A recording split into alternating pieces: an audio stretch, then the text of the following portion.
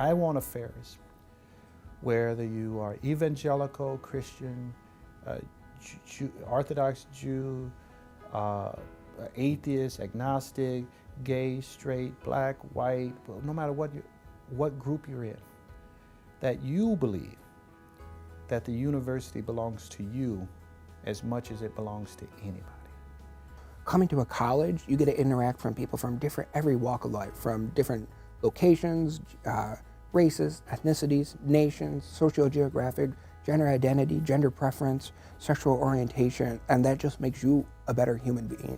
I really think the more personal contacts you have, the more you can better accept other people. And if we can create that, that's what inclusive means.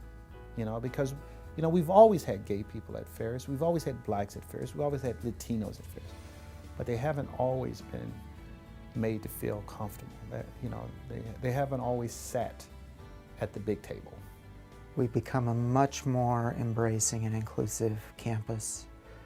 I think in no small part because of the Office of Minority Student Affairs, and certainly the Diversity and Inclusion Office was a big change in our history, so that we actually had, at that vice president's level, an active force looking at how do we appear to the outside world, how are we welcoming, and how do we appear to students and employees.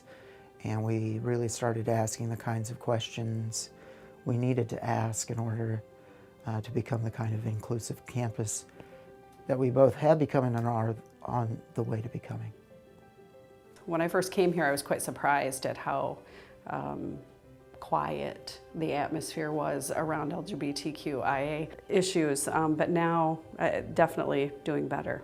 So in terms of receptiveness, I see it as a never-ending progress. We've made progress from 8 years ago, from 40 years ago, from 50 years ago, but we still have more to go. We've worked to have other eligible adult benefits for our full-time staff, and I think now it's becoming more and more accepted. It's becoming more and more awareness of these issues that are out here that other people struggle with, and working to make sure that they're not huge issues, and being supportive and being more accepting and really being here for our students. So I think we've made progress, but it's a never-ending progress. Ferris, to its credit, has made tremendous strides in the past decade, I would say, and over the past 5 years, I think the institution has reflected the kinds of societal changes that are evolving, and tried to be at the forefront and be a leader in those changes. We have a long way to go. It's always progress, progress, progress. We could always do a better job.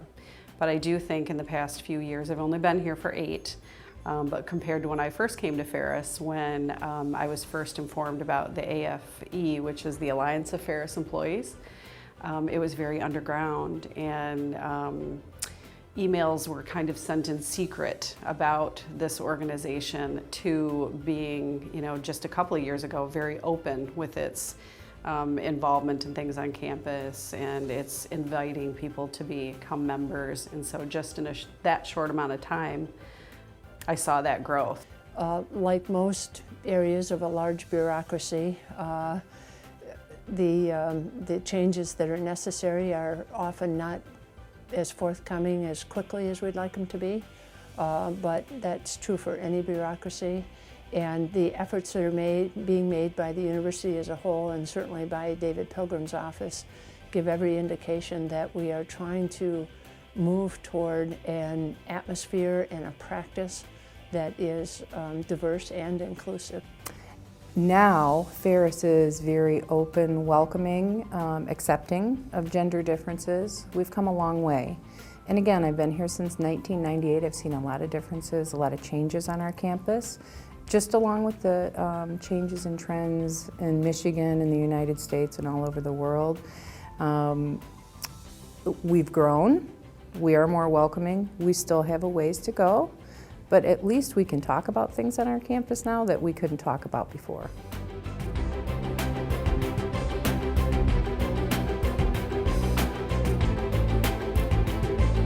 I try to be empathetic, to understand what it's like for some people to feel that they still can't come out, although that breaks my heart, to be honest with you.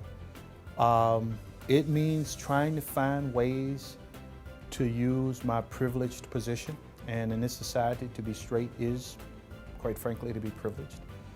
To find a way to use my privilege to extend my hand to people in friendship, but more than that, sponsorship, meaning that I'm trying to help people get the things that they should have, and trying to make sure that things are not denied to them just because of their orientation.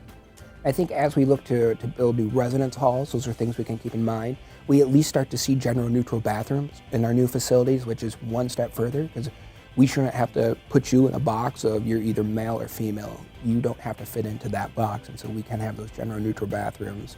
And so that's at least a step. You know, there are conversations going on all the time about looking at what other universities are doing to be a more inclusive campus in housing, for example. 8 years ago, Ferris was a different spot, and so I'm hoping 8 years from now we're going to be more progressive and better for our students.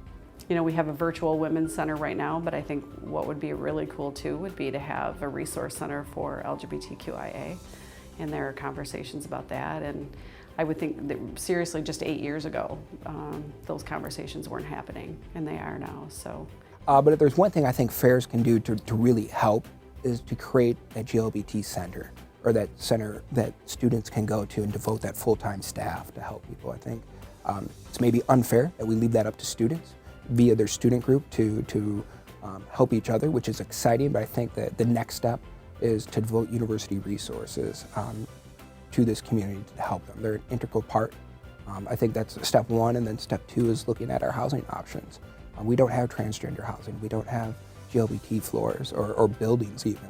And so if you're part of that community, that can be very uncomfortable for you to come here and not know where you would live or if you'd be accepted by your roommate, your floor, your RA. And so those are probably the steps that Ferris could take to help out. Gay students, lesbian students, transgender students, bisexual students, intersex students, whatever students you're talking, these are all our students.